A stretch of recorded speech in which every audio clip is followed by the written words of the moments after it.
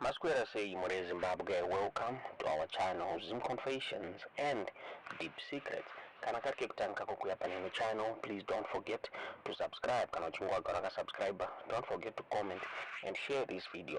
Nasi More Zimbabwe takuigirai buditwa ni Zim ai ya Buda ichitavora pa msoro pa the former opposition CCC leader Nelson Chamisa avarkunzi mamiriro Zvaaita.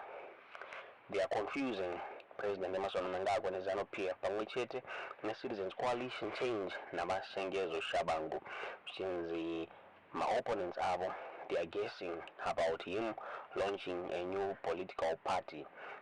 Since they now don't know what next move ya Chamisa yakamira say. At the same time Chamisa vakaradza kuti vakadzoka mu political stage mushure mekunge vaka-initiate a discussion ne the Southern African Development Community SADC kuti immediate talks pakati pavo na President Mnangagwa, since his aim was to resolve the Zimbabwe's political polarization. Zvinova zvakasiya vanhu vazhinji vari confused kuti Chamisa what is going to be his next step exactly.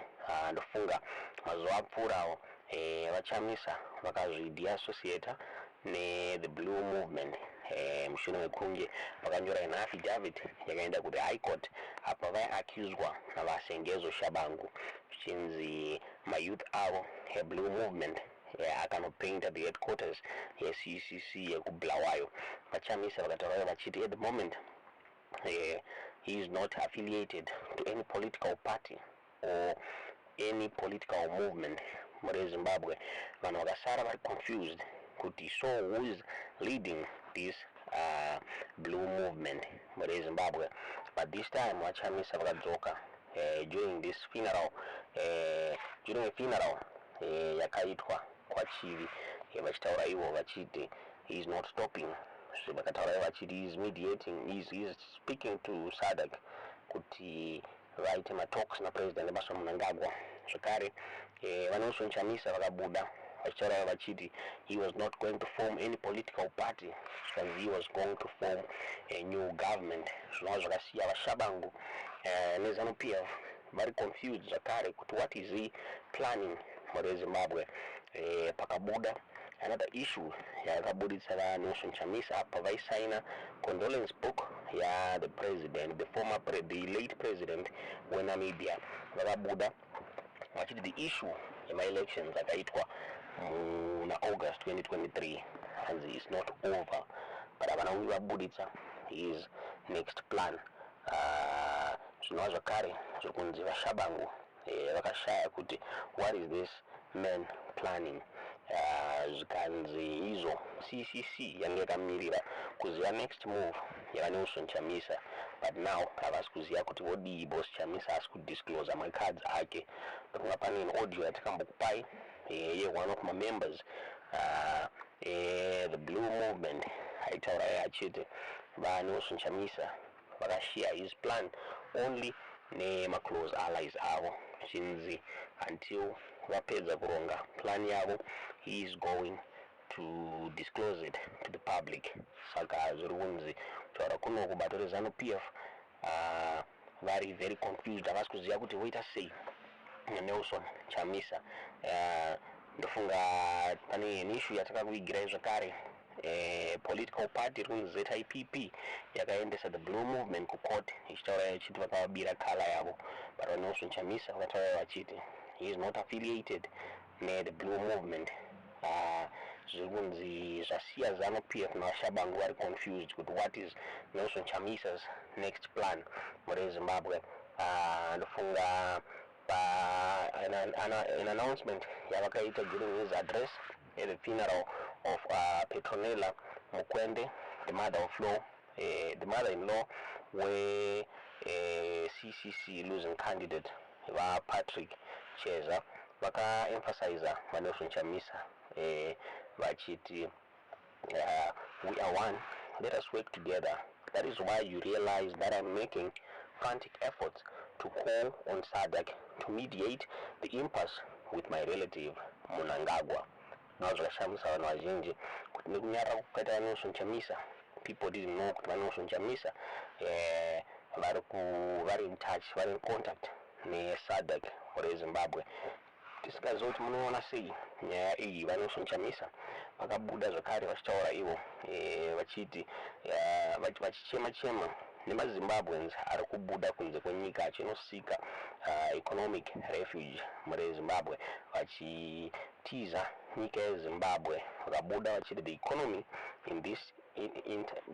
the economy is in tatters and it is affecting every citizen. I'm not talking about politics but the state of the economy. And we can't have our people working abroad. We can't have a productive workforce in foreign lands.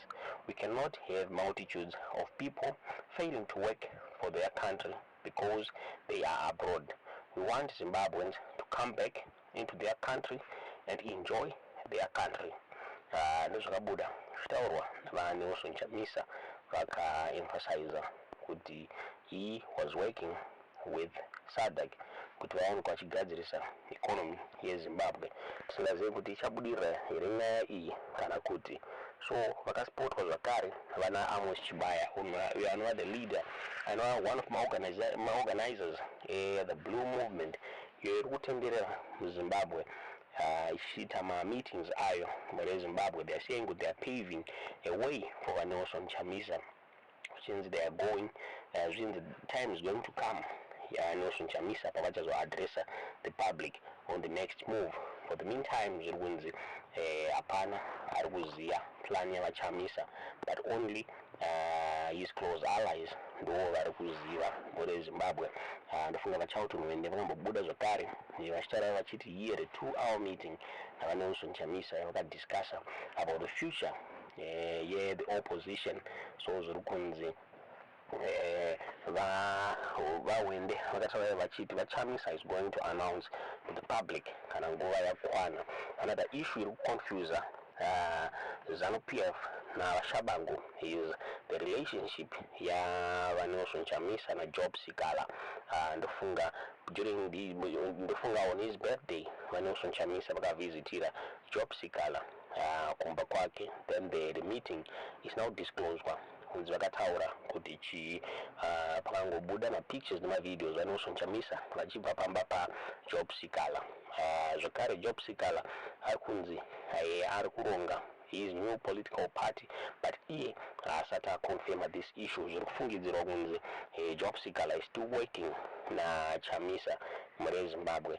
Tisingazivi kuti munoiona sei nyaya iyi. Tiudzei zvamuri kufunga pamusoro penyaya iyi kuti vaChamisa vangava vakaronga chii mure Zimbabwe. Tiudzei zvamuri kufunga pamusoro. Ndiyo nyaya yatatakuigirai muzvara nhasi. Tiudzei zvamuri kufunga pamusoro penyaya iyi mucomment section.